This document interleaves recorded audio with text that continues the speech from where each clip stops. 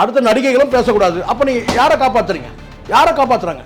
ராதிகா யாரை காப்பாற்றுறாங்க? யாரை காப்பாற்றுறாங்க? அதை தான் நானும் கேட்குறேன். இங்கே நான் என் கணவர் என் கணவர் என் கணவர், நீங்கள் உங்கள் கணவர் என்ன பண்ணார்? ஏதாவது தீர்வு சொன்னாரா? ஹேமா கமிட்டி ரிலேட்டடாக வந்து நீங்கள் சவால் விட்டுருந்தீங்க ராதிகா மேம் அவங்களுக்கு. அவங்க வந்து இதுக்காக பதில் சொல்லிருக்காங்க. சவால் விடுற அளவுக்கு ராதிகா பெரியாளா? சவால் விட்டுருந்தீங்க, அதுக்கு அவங்க ரெஸ்பாண்டும் பண்ணியிருக்காங்க. அதை தொடர்ந்து அவங்க கணவர் அவர்களும் வந்துட்டு பேட்டி கொடுத்துருக்காங்க. ஸோ இது வந்து உங்களுக்கு நீங்கள் கேட்ட கொஸ்டினுக்கு அது சரியான ரிப்ளையாக இருந்துச்சு அவங்களுக்கு? நீங்கள் இவங்க மௌனம் காக்குறாங்க அவங்க மௌனம் காக்குறாங்கன்னு சொல்கிறீங்களாம்மா? உங்களுடைய கணவர் வந்து மௌனத்தை கலைக்கணுமேன்னு கேட்டேன். மௌனத்தை கலைச்சார். பார்த்தவங்க வந்து சொல்லுவாங்க தெரியுமா, அந்த ஈயம் பூசின மாதிரி பூசாத மாதிரி, அப்படி தான் அவர் பேசிட்டு போனார். ஒரு பாட்டவே எடுத்து விட்டார். கேரளாவில் Hema committee, justice Hema committee அவங்க ரிப்போர்ட்டை போட்டு இந்த கதையெல்லாம் ஒரு வாரம் இல்லை 10 நாள் நடந்துகிட்ருக்கு. அந்த கமிட்டியை வரவேற்கிறேன் போகிறேன்னு. வரவேற்கிறதான் எப்போ சொல்லணும்? 10 நாளுக்கு முன்னாடி சொல்லணும். இங்கே தமிழ் சினிமாவில் அந்த மாதிரியான வந்து சம்பவங்கள் நடந்திருக்குன்றத அவங்க மனைவியே வந்து பார்த்தீங்கன்னா ஆமாம் நடந்துருதுன்னு சொல்கிறாங்க. எனக்கும் நடந்திருக்குன்னு சொல்கிறாங்கல்ல ராதிகா. பாவனான்ற அந்த அவங்க வந்து ஒரு புகார் தந்த பிறகு தான் இதனுடைய தொடர்ச்சி நடக்குது. சகிலாம்மா சொல்கிறாங்க, இங்கே வந்து இது மாதிரியான ஒரு பாலியல் சுரண்டல் இங்கேயும் நடந்திருக்கு, தமிழ் சினிமாவில் நடந்திருக்கு, தமிழ்நாட்டில் இது மாதிரி நடந்திருக்கு. நமக்குன்னா நீங்கள் ஒரு மூத்த நடிகை தானே. ராதிகாவுடைய நோக்கம் என்ன? இவங்க பேசல அவங்க பேசல, ஒரு மூத்த நடிகர்கள் வாயை திறக்கல. மூத்த நடிகர்கள் எதுக்கு வாயை திறக்கணும்? மூத்த நடிகைகள் தானே வாயை திறக்கணும். ரெண்டாவது வந்து பார்த்தீங்கன்னா வந்து எனக்கும் அந்த மாதிரி நடந்திருக்கு. கேரவன் ஒரு விஷயம் சொல்கிறாங்க, அது அண்ட புழுகு. அப்போ நீங்கள் என்ன செஞ்சுக்கணும்? அடுத்த தலைமுறை வந்து நீங்கள் காப்பாற்றணும்னா நீங்கள் புகாரில் கொடுத்துருக்கணும். அந்த நேரத்தில் ஒருவேளை அவங்களுக்கு அந்த அளவுக்கு தைரியம் இருந்திருக்குமா? தைரியம் இருக்குது, தைரியம் இல்லைலாம் கிடையாது இங்கே, புரியுங்களா? இப்போ மட்டும் எங்கேருந்து வந்துச்சு தைரியம்? ஒரு நடிகைக்கு இது மாதிரி நடந்தது, அப்புறம் அது நான் தான் பேசுகிறேன், பஞ்சாயத்து தான் பண்ணிட்டு இருந்திருக்கீங்க. அப்போ தீர்வு கிடைக்கவே இல்லை. அந்த அளவுக்கு பவர் இருக்காது. பவர் இல்லைன்னா கூடமா காவல் நிலையத்தோட என்ன பவர் வேணும்? நிர்பயா கேஸ் எவ்வளோ நாள் ஆச்சு தெரியுமா? அப்புறம் எவ்வளோ நாள் ஆச்சுன்னா, நிர்பயா கேஸ் எவ்வளோ நாள் ஆச்சுன்னா எவ்வளோ நாள் ஆகட்டுமா? தீர்ப்பு வந்தது இல்லை. இங்கே மூத்த நடிகரை என்ன பண்ணான்னு பார்த்தோம். மோகன்லால் பார்த்தோமா இல்லையா? அவனும் மூத்த நடிகர் தானே. ஒரு பொது மேடையில் அவன் என்ன பண்ணிட்டு இருக்கிறான் பாருங்க. அந்த பக்கம் கமலஹாசன் வந்து மகள் வந்து டான்ஸ் ஆடிட்டு இருக்கிறாங்க, இவன் இங்கே என்ன பண்ணிட்டு இருக்கிறான்? காவல் நிலையத்தில் நடக்கும் அப்படின்றார். காவல் நிலையத்தில் நடந்தாலும் அங்கே வந்து இப்போ வந்து புகார் வாங்கப்பட்டு பெறப்பட்டு அது வந்து நீதிமன்றத்தில் விசாரிக்கப்பட்டு தண்டிக்கப்பட்டிருக்கிறார் ஒரு அதிகாரி. ராதிகா போன்ற செல்வ சீமாட்டின்னு போட்டு சந்தோஷப்படுவாங்க. செல்வ சீமாட்டி நீங்கள் நீதிமன்ற கதவை தட்டுறதுக்கு பயந்துட்டு நான் சமரசம் போயிட்டேன்னு சொன்னால் அப்போ மற்ற ஏழை பாருங்க.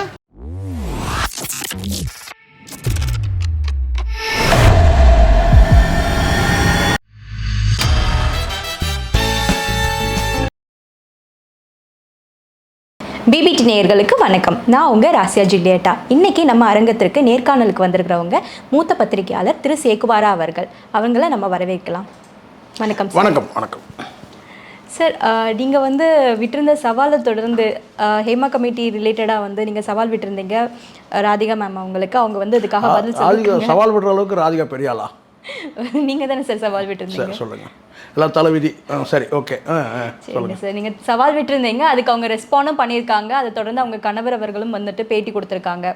ஸோ இது வந்து உங்களுக்கு நீங்கள் கேட்ட கொஸ்டினுக்கு அது சரியான ரிப்ளையாக இருந்துச்சு அவங்களுக்கு? இல்லையே, சரியான ரிப்ளை இல்லை. நான் ரிப்ளை கூட கேட்கலையே. அவங்க வந்து ஒரு நேர்காணலுக்கு வராங்க. நான் கேட்ட கேள்விக்கு அவங்கள்ட்ட பதில் இல்லை. நான் பொதுவான கேள்வி தான் நான் வைக்கிறேன். சரிங்களா? நீங்கள் இவங்க மௌனம் காக்குறாங்க அவங்க மௌனம் காக்குறாங்கன்னு சொல்கிறீங்களாம்மா? உங்களுடைய கணவர் வந்து மௌனத்தை கலைக்கணுமேன்னு கேட்டேன். மௌனத்தை கலைச்சார். மௌனத்தை கலைச்சி என்ன பண்ணார் கேட்டினா வந்து இந்த பாத்திரங்கள் வந்து சொல்லுவாங்க தெரியுமா, இந்த ஈயம் பூசின மாதிரி பூசாத மாதிரி, அப்படி தான் அவர் பேசிட்டு போனார். ஒரு பாட்டவே எடுத்து விட்டார். இது எந்த குழந்தையும் மண்ணில் பிறக்கும் நல்ல குழந்தையே வந்து அது நல்லவராகவும் தீவிரவாகவும் அன்னை வளர்ப்பினே இது ஒரு பாட்டை எடுத்து விட்டார். இதெல்லாம் நிறைய நாங்கள் பார்த்துட்டோம். இந்த பாடல், சரிங்களா, இந்த எம்ஜிஆர் பாடல், சிவாஜி பாடலாம் எங்களுக்கு தேவையில்லை. அவர் சொல்கிறதுல கூட என்ன கேட்டினா, இந்த சொல்லுவாங்க என்ன பண்ணீங்கன்னு கேட்டேன். என்ன இது வரைக்கும் இதுக்கு தொடர்ச்சியாக இருக்குது, என்ன தீர்வுன்னு கேட்டால் தீர்வு சொல்லலை. அவர் என்ன சொல்கிறார் கேட்டால், கேரளாவில் நடந்த விஷயத்தை பேசிகிட்டு இருக்கிறார். கேரளாவில் Hema committee, justice Hema committee அவங்க ரிப்போர்ட்டை போட்டு இந்த கதையெல்லாம் ஒரு வாரம் இல்லை 10 நாள் நடந்துகிட்ருக்கு. ஓகே. ஆனால் இப்போ இவர் வந்து பேசும்போது கேட்டால் அந்த நடந்த விஷயத்தையே பேசுகிறாரு. ஆமாம். அந்த கமிட்டியை வரவேற்கிறேன் போகிறேன்னு. வரவேற்கிறன்றதான் எப்போ சொல்லணும்? 10 நாளுக்கு முன்னாடி சொல்லணும். என்னைக்கு வந்து அவங்க அறிக்கையை வெளியிட்டாங்களோ அன்றைக்கி சொல்லியிருக்கணும். சரிங்களா? அதுக்கப்புறம் இப்போ எல்லாம் கேள்விலாம் வந்து தமிழ்நாட்டில் என்ன நிலைமை, இங்கே தமிழ் சினிமாவில் என்ன நிலைமைன்னு சொன்னால் அதை பற்றி சொல்லாமல் அந்த ஹேமா கமிட்டி அவங்க ரிப்போர்ட்டை சப்மிட் பண்ணது, அதுக்கப்புறம் அவங்க நடவடிக்கை எடுக்கிறது, மலையாள படம் அதை தான் சொன்னாரே தவிர இங்கே தமிழ் சினிமாவில் அந்த மாதிரியான வந்து சம்பவங்கள் நடந்திருக்குன்றத அவங்க மனைவியே வந்து பார்த்தீங்கன்னா ஆமாம் நடந்துருதுன்னு சொல்கிறாங்க. எனக்கும் நடந்திருக்குன்னு சொல்கிறாங்கல்ல ராதிகா. சரிங்களா? அவங்க வந்து அதுக்கு என்ன இவர்கிட்ட பதில் இருக்குன்னு கேட்டிங்கன்னா எதுவுமே இல்லை. ஓகே. அப்போ இவங்க கணவன் மனைவி 2 பேரும் என்ன நினைக்கிறாங்கன்னா இதை வந்து மற்ற நடிகைகள் யாரும் பேசக்கூடாதுன்னு நினைக்கிறாங்க. பேசக்கூடாதுன்னு அவங்க ஆமாம் பேசினா பலருக்கும் வந்து பார்த்தீங்கன்னா இது வந்து பல உண்மைகள் வெளியே வரும். ஓகே. அவங்களுக்கே கூட அது சிக்கலாக இருக்கலாம். இப்போது நடந்த விஷயம் என்ன, ஒரு பாலியல் சுரண்டல் நடந்திருக்கு. பாவனான்ற அந்த ஒரு இளம் நடிகை வந்து இதை வெளிக்கொண்டு வந்தாங்க. அவங்க வந்து ஒரு புகார் தந்த பிறகு தான் இதனுடைய தொடர்ச்சி நடக்குது. 2017 அரசாங்கம் வந்து ஒரு ஜஸ்டிஸ் ஹேமா கமிட்டின்னு ஒன்று கமிட்டி வைக்கிறாங்க. அந்த கமிட்டி வந்து 17 அமைக்கப்படுது, 19 வந்து அறிக்கை வந்து வருது, அதை வந்து கிடப்பில் வைக்கிறாங்க. அதுக்கப்புறம் ஆர்டிஐ கமிஷன் வந்து அதை வெளியிடுது. சரிங்களா? ஆர்டிஐ கமிஷன் வந்து நீங்கள் வந்து ஏதோ போகிற பக்கம் நீங்கள் முதல்ல ஒரு பெட்டிஷன் போட்டு அந்த பெட்டிஷனுக்கு வந்து இவங்க ரிப்ளை கொடுக்காம வந்திருப்பாங்க.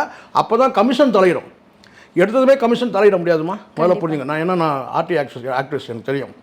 அதாவது ஒரு அறிக்கை வந்து வெளியே வரணும்னா முதல்ல நீங்கள் ஒரு பெட்டிஷனை போடணும். பெட்டிஷனை போட்டு யார் வேணாலும் போடலாம், எனி இண்டிவிஜுவல் போடலாம். அந்த பெட்டிஷனுக்கு ரெஸ்பாண்ட் பண்ணாமல் அது பதில் அளிக்காமல் இருந்தாங்கன்னா அப்போ தான் அடுத்தது கமிஷன் போவாங்க. அப்போ கமிஷன் தலையிட்டு இந்த அறிக்கையை நீங்கள் வெளியிடணும் கேட்டால் சில பகுதிகளில் மறைச்சி அவங்க வந்து பார்த்தீங்கன்னா வெளியிட்டிருக்கிறாங்க. மறைச்சுன்னா அதை தவிர்த்துட்டு வெளியிட்டிருக்கிறாங்க. அது வந்து தவிர்த்ததுனாலே வந்து அந்த அறிக்கையில் வந்து பார்த்தீங்கன்னா வந்து அது இடம்பெறாதுங்களே, அறிக்கையில் இடம்பெறும்.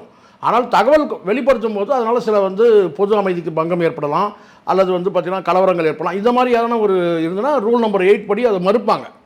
அது சட்டத்தின்படி அது ரூல் நம்பர் 8 இருக்குது. அந்த 8 படி வந்து பார்த்திங்கன்னா முக்கியமான சில விஷயங்கள், இராணுவ ரகசியங்கள், டெண்டர் விஷயங்கள், ஒரு சென்சிட்டிவான ஒரு விஷயங்கள் இதெல்லாம் வந்து மறைச்சிட்டு கொடுப்பாங்க. அது இல்லாமல் கொடுக்கலாம். சில பகுதிகள் மறைக்கப்படுதுன்னா அந்த ரூல் நம்பர் 8 தான் மறுப்பாங்க. ஸோ அந்த மாதிரி இவங்க வெளியிட்டிருக்கிறாங்க இருக்கு. ஆனால் அந்த வெளியிட்ட அறிக்கையின்படி நடவடிக்கைகள் எடுக்கப்பட்டு வருது. இப்போ வந்து கேரள அரசை பற்றியோ ஹேமா கமிட்டியை பற்றி இல்லை.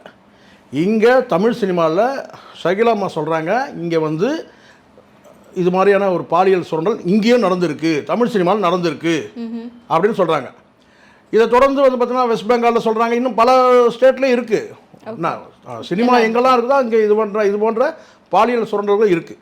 தமிழ்நாட்டில் இது மாதிரி நடந்திருக்கு. நமக்குன்னா நீங்கள் ஒரு மூத்த நடிகை தானே, ஒரு மூத்த நடிகை வந்து என்ன சொல்கிறான்னு கேட்டால் இது வந்து இது மாதிரி வந்து பார்த்தீங்கன்னா எனக்கும் நடந்திருக்குன்னு சொல்கிறாங்க. எனக்கும் நடந்திருக்குன்னு சொன்னால் இவங்க அந்த நேர்காணல் 2 நேர்காணல் கொடுத்தாங்க. அந்த 2 நேர்காணல்லையுமே இவங்களோட நோக்கம் என்ன, ராதிகாவுடைய நோக்கம் என்ன, இவங்க பேசலை அவங்க பேசலை. ஒரு மூத்த நடிகர்கள் வாயை திறக்கல. மூத்த நடிகர்கள் எதுக்கு வாயை திறக்கணும், மூத்த நடிகைகள் தானே வாயை திறக்கணும். பல மூத்த நடிகைகள் வாங்க, உங்களுக்கு ஏற்பட்ட கஷ்டங்களை சொல்லுங்கள். அடுத்து வந்து பார்த்தீங்கன்னா வந்து இளம் நடிகைகள் வாங்க, உங்களுக்கு நடந்த கஷ்டங்களை சொல்லுங்கள். நாமெல்லாம் ஒன்றா திரண்டு வந்து பார்த்தீங்கன்னா நீதிமன்றத்தில் போராடுவோம், அரசுக்கு மனு கொடுப்போம், அரசாங்கத்துக்கிட்ட நம்மளும் வந்து ஒரு ஹேமா கமிட்டி மாதிரி ஒரு கமிட்டி கேட்போம். அப்படி இல்லை சொல்லணும். அப்போ தானே அடுத்த தலைமுறை நல்லா இருக்கும். அப்போ நீங்கள் வந்து கேட்டால் இப்போ வந்து கேட்டால் அது வந்து மறைக்கிற மாதிரி ஒரு கட்டத்துக்கு மேலே அப்படி எதுவும் சொல்லாமல் மூத்த நடிகர்கள் வாங்க, எங்களுக்காக குரல் கொடுங்க. இங்கே மூத்த நடிகர்களும் கலங்கப்பட்டு நிற்கிறாங்க. ஒருவேளை வார்த்தைகள் தொடுக்க தெரியாமல் அவங்க அப்படி சொல்லுவாங்க. வார்த்தைகள் தொடுக்க தெரியாமல் இல்லை. இது என்னன்னு கேட்டிங்கன்னா இவங்க வந்து தானாக வழியை வந்து பேச வேண்டிய நோக்கம் என்ன. ரெண்டாவது வந்து பார்த்தீங்கன்னா வந்து எனக்கும் அந்த மாதிரி நடந்திருக்கு. கேரவன் ஒரு விஷயம் சொல்கிறாங்க, அது அண்டப்புழுகு அது. இவங்க சொல்கிற காலகட்டத்தில் வந்து கேரவன் கிடையாது. அப்படியேனாலும் வந்து பார்த்தீங்கன்னா வந்து கேமரா, ரகசிய கேமரா வச்சாங்க, எடுத்தாங்க, போனாங்க, வந்தாங்கன்னு சொல்கிறீங்களா, அதை வந்து எடுத்து பார்த்துட்டு இருந்தாங்க.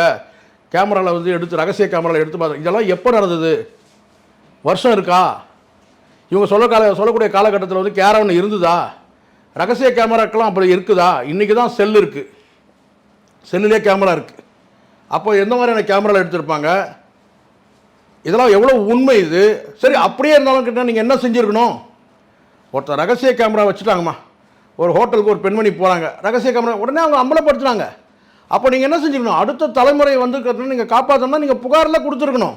அந்த நேரத்துல ஒருவேளை அவங்களுக்கு அந்த அளவுக்கு தைரியம் இருந்திருக்கும். தைரியம் இருக்குது, தைரியம் இல்லைலாம் கிடையாது இங்கே, புரியுங்களா? இப்போ மட்டும் எங்கேருந்து வந்துச்சு தைரியம்? இப்போ அவங்க ஒரு வெல் எஸ்டாப்ளிஷ்டு ஆயிட்டாங்க. அப்படிலாம் கிடையாது இங்கே, அதெல்லாம் இல்லை. இதெல்லாம் வந்து பார்த்தீங்கன்னா சும்மா அப்படி போகிறப்ப அப்படி சொல்லிட்டு போயிட்டே இருக்க முடியாது. அப்போ இப்போ நான் கேட்குறேன், இப்போ தைரியம் வந்துடுச்சுல்ல சார், ரைட், ஓகே, நீங்கள் சொல்லிட்டீங்க, இப்போ தைரியம் வந்துச்சுல்ல, இப்போ சொல்லுங்க. ஓகே, இப்போ சொல்லுங்க. யாரோ நீங்கள் சொல்கிறீங்கல்ல எனக்கும் அந்த மாதிரி நடந்திருக்கு அப்படின்னு சொல்கிறீங்கல்ல, யார் அவரு? சொல்லணுமா இல்லையா? ஆமாம், எனக்கும் நடந்திருக்குன்னு சொல்கிறீங்கம்மா. இது சீரியஸான ஒரு சென்சிட்டிவான ஒரு மேட்டர், சீரியஸான மேட்டர். அப்போ நீங்கள் வெளியில் சொல்ல முடியாது, ரைட், நான் ஒத்துக்கிறேன். ஒரு பெண் வந்து பார்த்தீங்கன்னா இப்படி பகிரங்கமாக சொல்ல முடியாது, கரெக்ட். அப்போ நீங்கள் என்ன கேட்கணும்? அடுத்தது கமிட்டி கேளுங்க. இப்போ நான் சொல்கிறேன், அங்கே இருக்கிற அத்தனை நடிகை இப்போ வந்து ரஞ்சனி வெளியே வந்து சொல்கிறாங்க, ரஞ்சனி சொல்கிறாங்க எனக்கு என்ன ட்ரிபுனல் வேணும்னு கேட்குறாங்க, ஒரு தீர்ப்பாயம் வேணும்னு கேட்குறாங்க. இதை தாண்டி ஓகே பர்மனெண்ட்டாக ஒரு கமிஷன் கேட்குறாங்க, ஒரு தீர்ப்பாயமே நீதிமன்றத்தையே கேட்குறாங்க அவங்க. இது மாதிரி பாலியல், இதுதான் நேர்மைன்றது. இப்போ நீங்கள் வெளியில் சொல்ல வேண்டாமா, நீங்கள் யார் வந்துன்றதை நீங்கள் வெளியில் சொல்ல மாட்டீங்க, ரகசியம் காக்குறீங்க, ரைட், ரகசியம். ஆனால் அப்போ உங்களோட போயிடுது இல்லை இது? ஆமாம். அப்போ இதை தாண்டி இன்னும் பலருக்கும் அது மாதிரி நடந்திருக்கு, அதையும் சொல்கிறீங்க நீங்கள். ஒரு நடிகைக்கு இது மாதிரி நடந்தது, அப்புறம் அது நான் தான் பேசுகிறேன், பஞ்சாயத்து தான் பண்ணிட்டு இருந்திருக்கீங்க. அப்போ தீர்வு கிடைக்கவே இல்லை. அந்த அளவுக்கு பவர் இருக்காது. பவர் இல்லைன்னா கூடமா காவல் நிலையத்தோட என்ன பவர் வேணும், போலீஸோட என்ன பவர் வேணும்? நீங்கள் தான் வந்து நிர்பயா கேஸே சொல்கிறீங்களே, நிர்பயா கேஸ் எவ்வளோ நாள் ஆச்சு தெரியுமா? அப்புறம் எவ்வளோ நாள் ஆச்சுன்னா, நிர்பயா கேஸ் எவ்வளோ நாள் ஆச்சுன்னா எவ்வளோ நாள் ஆகட்டுமா? தீர்ப்பு வந்தது இல்லை, சட்டத்தின்படி தண்டிக்கப்பட்டாங்கல்ல, அதை நீங்கள் மதிக்கணும்ல. அப்போ நீங்களும் புகார் கொடுங்க. ஓகே, அப்போ நீங்கள் புகாரும் தரமாட்டீங்க. இன்னொரு பெண்மணிகள் யாராவது வந்து கேட்டால் இதை வந்து நீங்கள் வந்து வெளிப்படையாக பேசாதீங்க, என்கிட்ட சொல்லுங்கன்றீங்க. உங்களுக்கு நடந்த விஷயத்துக்கே உங்களால் தீர்வு காண முடியல. அதுக்கப்புறம் நீங்கள் என்ன சொன்னால் மூத்த நடிகர்லாம் வாங்கன்றீங்க. எதுக்கு வரணும் மூத்த நடிகர்லாம் வந்து?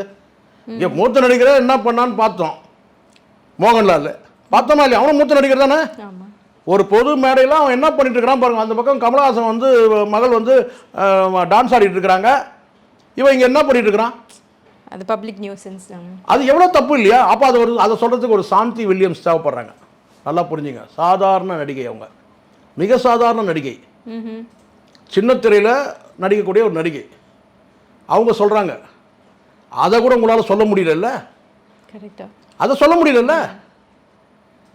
இன்னும் அப்படியே வந்து வந்து இதெல்லாம் ஒன்றுமே ஈஸியாக கடந்து போகணும். அந்த பேச்சு அப்படி தானே இருக்குது. ராதிகாவோட பேச்சு எப்படி இருக்குது? மூத்த நடிகர்லாம் வாங்கன்றீங்க, மூத்த நடிகர் உங்கள் வீட்டுக்காரர் தானே சொல்லி நான் கேட்குறேன்.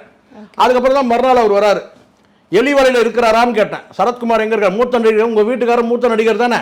மூச்சுக்கு 3 தடவை எங்கள் வீட்டுக்காரர் எங்கள் வீட்டுக்காரர் எங்கள் வீட்டுக்காரன்னு பதிவு பண்ணி எங்களுக்கு ஞாபகப்படுத்துறீங்க, மகிழ்ச்சி. ஆனால் அவர் எங்கே எலிவலையில் இருக்கிறாருன்னா அதுக்கப்புறம் தான் வெளியில் வராரு, எலிவலையிலேருந்து வெளியே வந்து பாட்டு பாடுறாரு. சரி, ஏதாவது தீர்வு இருக்கான்னு பார்த்தா அங்கேயும் ஈயம் பூசுன மாதிரி பூசாத மாதிரி தான் இருக்குது. இல்ல, அவர் அந்த பேட்டிலையுமே சொல்லியிருக்கிறார்ல, இதை வந்து தடுக்க முடியாது, இண்டஸ்ட்ரியிலையுமே இருக்கிறது தான். பட் அது நம்ம நடந்துக்கிறத பொறுத்து. இது எப்படி தெரியுமா இருக்கு? அவர் சொன்னது நானும் கேட்டேன், கரெக்ட், நீங்கள் சொல்றது கரெக்ட். என்ன சொல்றாருன்னா, இது எல்லா இடத்துலையும் நடக்கும்ன்றார். இது எல்லா இடத்துலையும் நடக்கிறது தான். கூடவே என்ன சொல்லிக்கிறார் என்னன்னு கேட்டிங்கன்னா, காவல் நிலையத்திலும் நடக்கும் அப்படின்றார். காவல் நிலையத்தில் நடந்தாலும் அங்கே வந்து இப்போ வந்து புகார் வாங்கப்பட்டு பெறப்பட்டு அது வந்து நீதிமன்றத்தில் விசாரிக்கப்பட்டு தண்டிக்கப்பட்டிருக்கிறார் ஒரு அதிகாரி, உச்சநிலை அதிகாரி, டிஜிபி. எல்லாருக்கும் தீர்ப்பு கிடைக்கும்னு சொல்ல முடியாது. எல்லாரும் ஏன் கிடைக்காது? அப்படி கிடையாது. நீதிமன்றத்தை நீங்கள் கதவை நம்பிக்கையோட தட்டுறவங்களுக்கு கிடைக்கும். ஆனால் தட்டணமானு யோசிச்சிங்கன்னா முடிஞ்சிச்சு.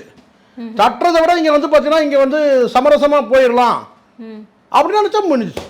எந்த கேஸாக இருக்கட்டுமா, நீதிமன்ற நம்பிக்கை வச்சு நீதிமன்றம் தட்டினால் தாமதமாகும். நம்மக்கிட்ட இருக்கிற நீதிமன்ற பரிபாலன முறைகள் அப்படி இருக்கு, மக்கள் தொகை அவ்வளோ இருக்கு, குற்றங்கள் எண்ணிக்கை அவ்வளோ இருக்கு.